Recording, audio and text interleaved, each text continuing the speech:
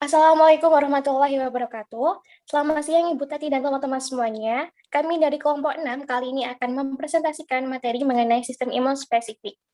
Sebelumnya perkenalkan anggota kelompok kami. Yang pertama ada Fitri Zakiatus Solihah, yang kedua ada saya sendiri Alvina Jayanti, yang ketiga ada Nikmal Leonita, yang keempat ada Nurul Setiawati, dan yang terakhir yaitu ada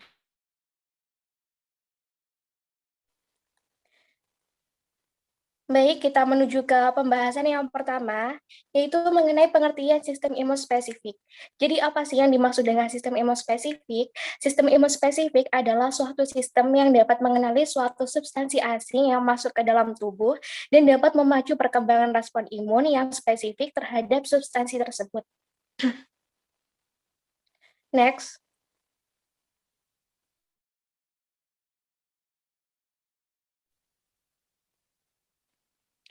Macam-macam imunitas spesifik. Ini dibagi menjadi dua, yaitu imunitas humoral dan imunitas seluler.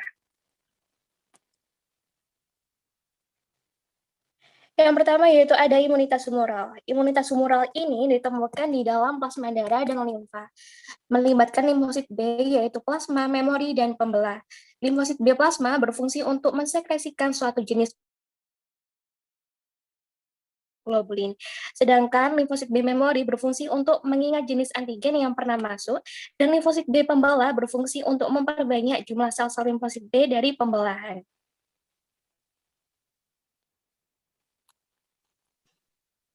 Nah, sel limfosit B sendiri dibedakan menjadi 3, yaitu yang pertama ada sel limfosit B plasma, yang kedua ada sel limfosit B memori, dan yang ketiga ada sel limfosit B pembelah. Next. Sel limfosit B plasma, sel plasma menghasilkan antibodi yang dapat berikatan dengan jenis tertentu antigen yang merangsang pengaktifan sel plasma tersebut. Selama diferensiasi menjadi sel plasma, sel B membengkak karena retikulum endoplasma kasar, tempat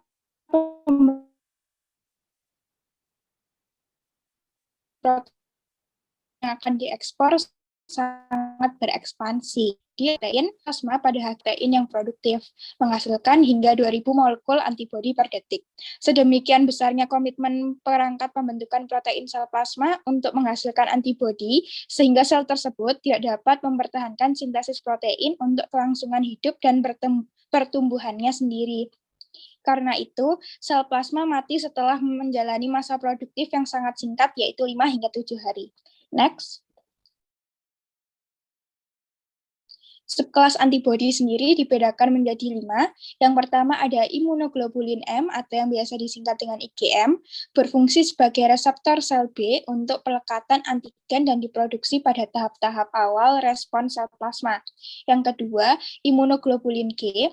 Imunoglobulin terbanyak dalam darah, diproduksi dan disekresikan dalam jumlah besar ketika tubuh kemudian terpajan ke antigen yang sama. Antibodi imunoglobulin G menghasilkan sebagian besar respons imun spesifik terhadap bakteri penginvasi. Yang ketiga, ada imunoglobulin E, ikut melindungi tubuh dari cacing parasitik dan merupakan mediator antibodi untuk respons alergik umum, misalnya high fever, asma, dan urtikaria. Yang keempat ada imunoglobulin A, ditemukan dalam sekresi sistem pencernaan, pernafasan, dan urogenital, yaitu urinarius dan reproduktif, serta dalam air susu dan air mata. Yang kelima ada imunoglobulin D, terdapat di permukaan banyak sel B, tetapi fungsinya masih belum diketahui. Nah, akhir-akhir ini terjawab teka-teki ekspresi imunoglobulin D dan imunoglobulin M ganda.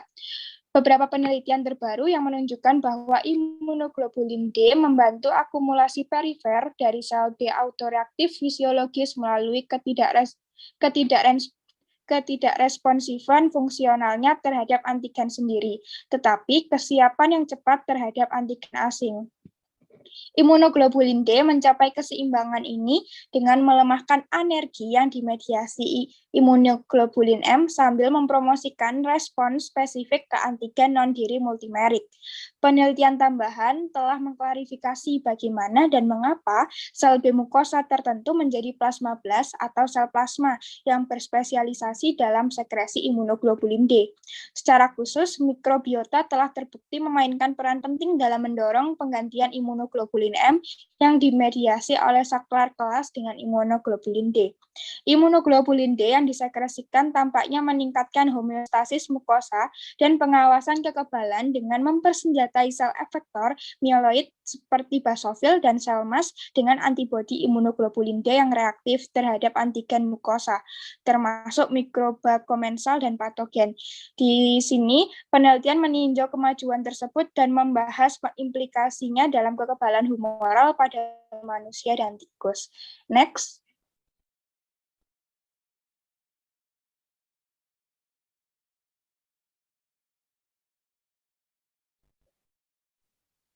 Selanjutnya ada cara kerja antibodi, ini terbagi menjadi 4. Yang pertama yaitu netralisasi, yaitu dengan cara memblokir bagian antigen sehingga antigen tersebut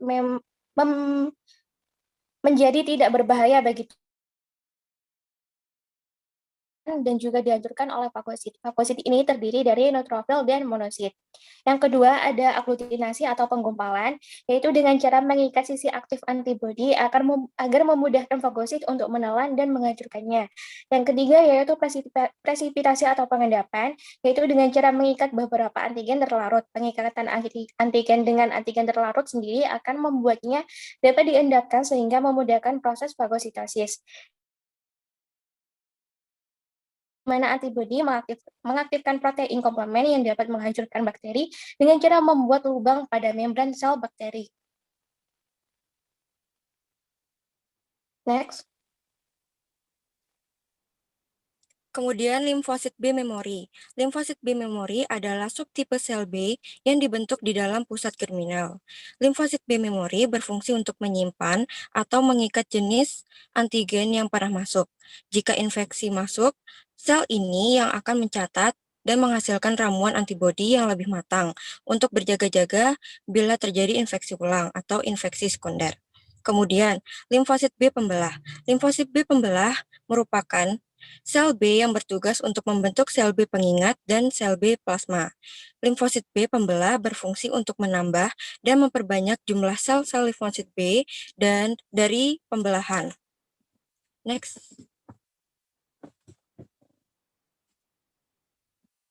Imunitas seluler. Imunitas seluler adalah respon imun yang tidak melibatkan antibodi, tetapi melibatkan aktivasi fagosit, limfosit T sitotoksik spesifik, dan pelepasan berbagai sitokin sebagai respon terhadap antigen. Imunitas seluler diperantai oleh sel. Imunitas seluler berfungsi untuk pertahanan terhadap bakteri dan virus intraseluler, jamur, parasit, dan tumor. Setelah terjadi imunitas humoral, kemudian terjadi pematangan imunitas seluler yang terjadi di kelenjar timus. Di dalam kelenjar timus, limfosit T belajar membedakan bahan asing atau non-self dengan bahan bukan asing atau self. Imunitas seluler melibatkan limfosit T, yaitu T helper, T sitotoksik, dan T suppresor.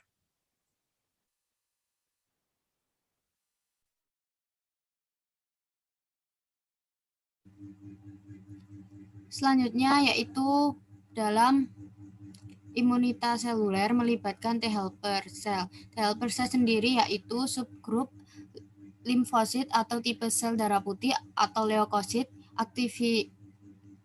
aktivasi sel T CD4+ yang memainkan peran penting dalam sistem imun.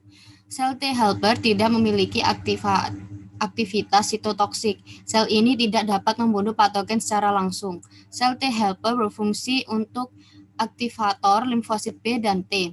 Sel T helper ikut serta dalam mengaktifasi dan mengarahkan sel imun lainnya dan penting pada sistem kekebalan tubuh. Mereka penting dalam menentukan pemilihan kelas antibodi sel B pada aktivitas dan pertumbuhan sel T sitotoksik dan memaksimumkan aktivitas bakterisidal dari fagosit seperti makrofag. Sel ini disebut sel T pembantu karena perannya dalam memperkuat sel lainnya. Next.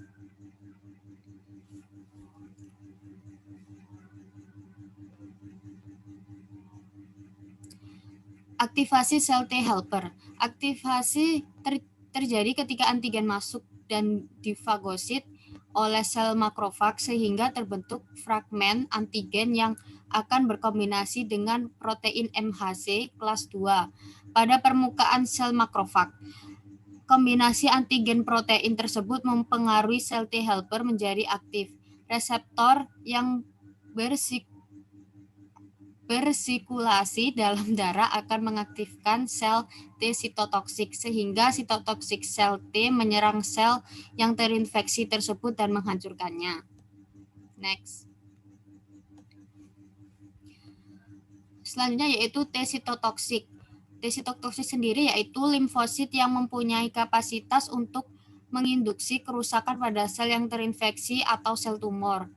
Sel T CD8+ dilengkapi dengan reseptor sel T atau TCR yang mengenali antigen peptida pada molekul MHC kelas 1. Bila menjumpai sel terinfeksi atau sel somatik disfungsional, sel T sitotoksik melepaskan protein perforin, granzim, dan granulosin. Melalui aksi perforin, granzim memasuki sitoplasma sel target dan fungsi protease serine. Mereka memicu kaspase yang merupakan rangkaian dari protease sistein yang akhirnya menyebabkan apoptosis atau kematian sel terprogram.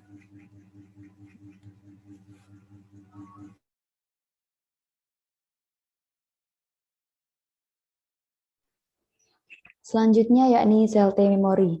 Sel T memori merupakan sel T yang mengandung informasi mengenai antigen tertentu dan tetap berada di dalam plasma bahkan setelah sebuah infeksi telah lama dipadamkan.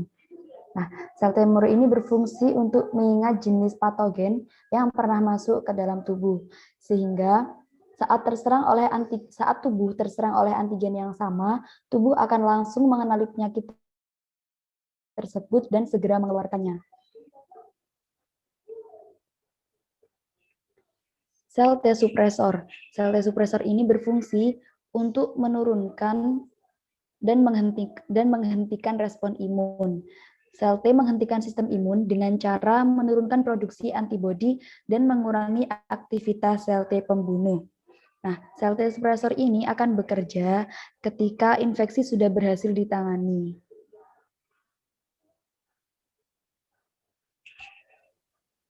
Selanjutnya yaitu cara mendapatkan imunitas. Ini terbagi menjadi dua, yaitu aktif dan pasif, dan masing-masingnya terbagi lagi menjadi dua, yaitu alami dan buatan.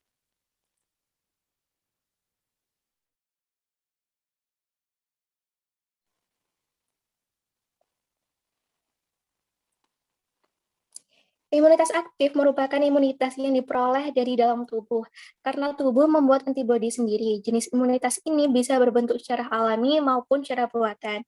Imunitas aktif alami contohnya jika seseorang pernah terserang penyakit campak.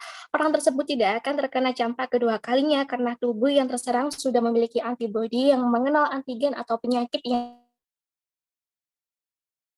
aktif buatan merupakan imunitas dengan cara memasukkan patogen tertentu sehingga tubuh menjadi kebal. Patogen yang dimasukkan ke dalam tubuh ini sudah dilemahkan sebelumnya dan diperoleh dari luar tubuh. Seperti contohnya setelah tubuh mendapat vaksinasi. Vaksinasi ini seperti vaksin polio, campak, cacar air, dan sebagainya.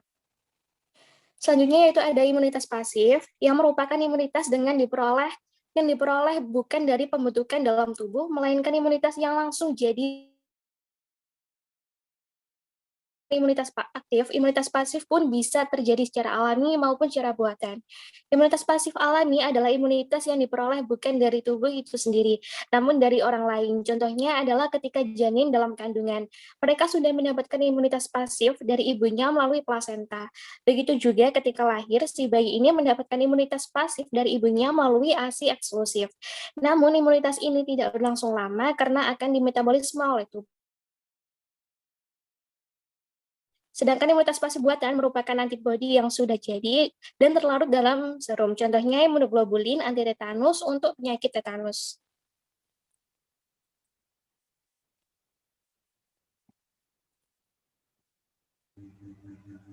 Selanjutnya yaitu kelainan atau malfungsi sistem imun.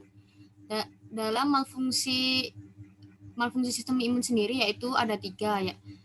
Yang pertama ada alergi, yang kedua autoimunitas, dan yang ketiga ada AIDS. Next.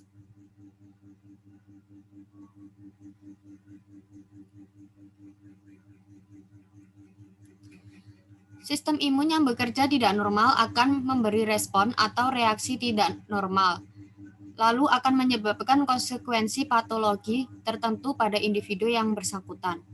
Yang pertama yaitu alergi. Reaksi hipersensitivitas, lalu respon berlebihan, lalu akan menjadi reaksi alergi. Dipicu oleh overproduksi IgE kompleks IgE Ag mengaktifkan sel MES mengalami degranulasi menghasilkan histamin lalu menjadi alergi. Yang kedua yaitu autoimunitas. Autoimun lalu mengenal komponen self sebagai Ag asing. Sistemik lupus erythematosus rematik, lalu rheumatoid arthritis, diabetes tipe 1 dan rematik jantung. Yang ketiga yaitu AIDS. AIDS akan merusak sel TH atau sel T helper yang dirusak oleh infeksi HIV.